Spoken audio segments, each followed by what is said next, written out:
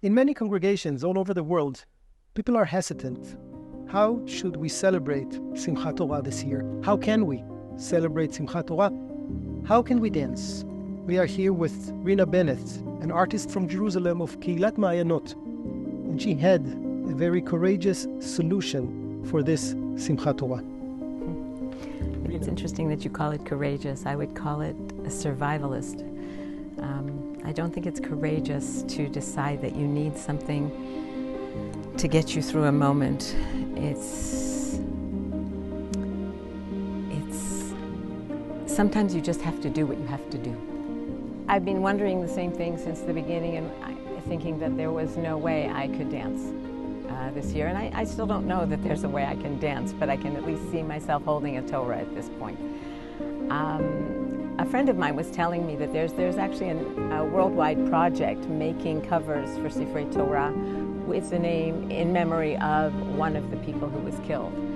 And I thought about that, and I thought it was a lovely idea and a valuable idea, but I didn't think it would suit my needs because I think everybody is valuable to their own people, but I think all of these people are valuable to us, and their loss is so enormous that we have to remember it, we have to hold on to it, and we have to keep it close to our hearts. So I felt that if we weren't going to include all the names, we really couldn't include any of them, and my names are no more special than anybody else. So I came up with the idea of making a new me'il for our Sefer Torah, which needed one, but I decided that I wanted to put the names of all the people who were killed on the inside. Deliberately you wanted it in the inside? And absolutely. I felt that it was a little bit too much to have it on the outside. We can flip it. We could, if we wanted, we could put it on the Torah on the outside. I was thinking maybe if we did a silent hakafa, it might be interesting to flip it for that. It's reversible, sort of. These are the names. And one of the things about this piece This is so powerful. Yeah. It's not perfect either. You see, there are places where it didn't come out perfect, and I call those Zecher L'Churban.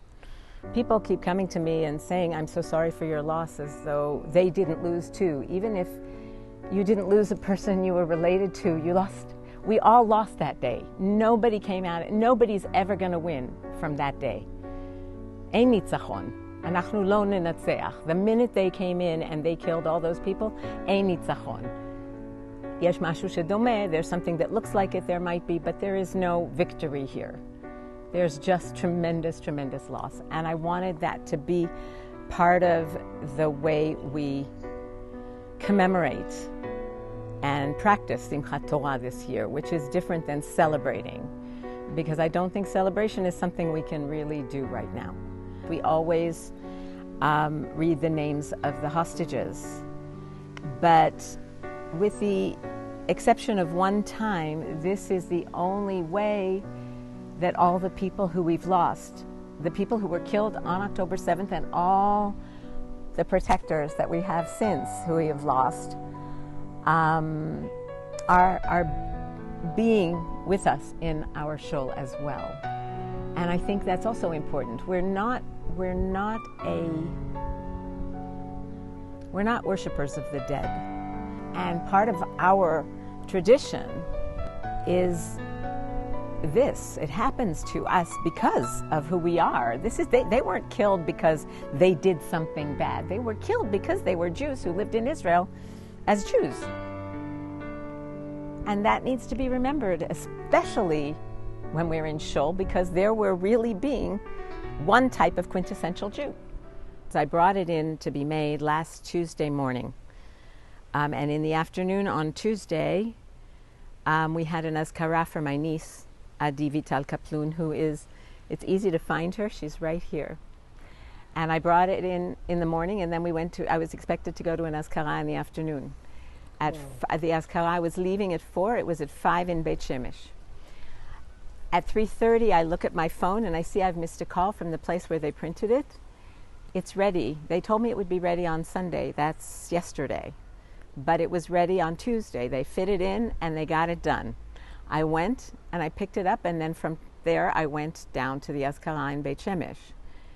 And then I came back with it I just came into my parking lot as the siren went off. And I went upstairs and I was in my mamad for the rest of the evening. Now my mamad is my studio. So once I got myself some food, which also had to happen, I got started on the finishing touches of this. You know, you mentioned a silent hakafa.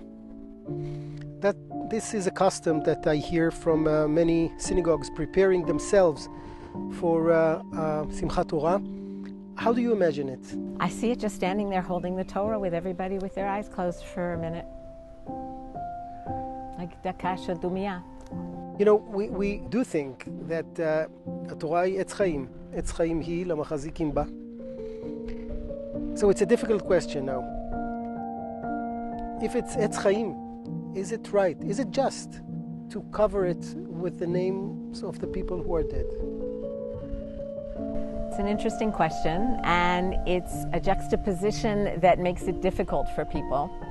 And I have had some of my favorite critiques were from that place. And I thought about it long and hard. We, as I said before, we're not a cult of the dead. I don't think that the memory and first of all, I believe that names are an important part of who we are. These people died with these names. And I think their presence is not, I don't think it interferes with the chayut of our tradition, and the opposite, the life blood of our tradition. I think the opposite is true. It's our tradition not to touch the scroll of the Torah. We can do this, but we don't touch the actual scroll. These people, their names get to be there. It's a very close, very intimate kind of connection. And I think, if anything, they deserve it.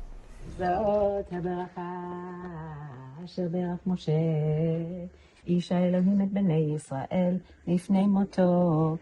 וואו. אני הולכת לקרוא. את התכוננת לשבת הקרובה? אני לומדת לשמחת תורה באמת. How are you connected to October 7th? The same as everybody else.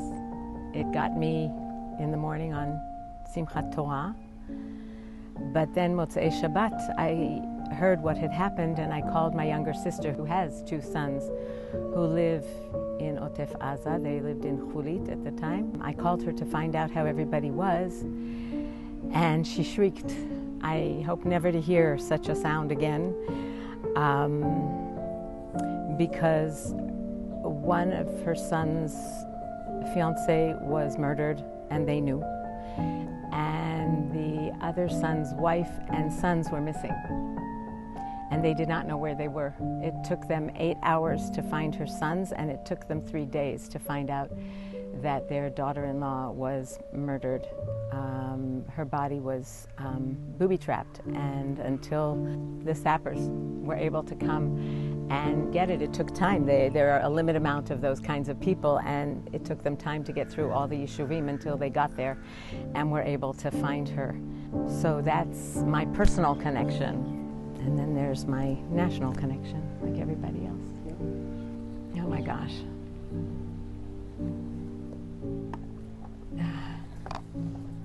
It doesn't slip as easily because the velvet isn't either. Oh my gosh, look at that. Wow. Yeah. You see why I had to do it?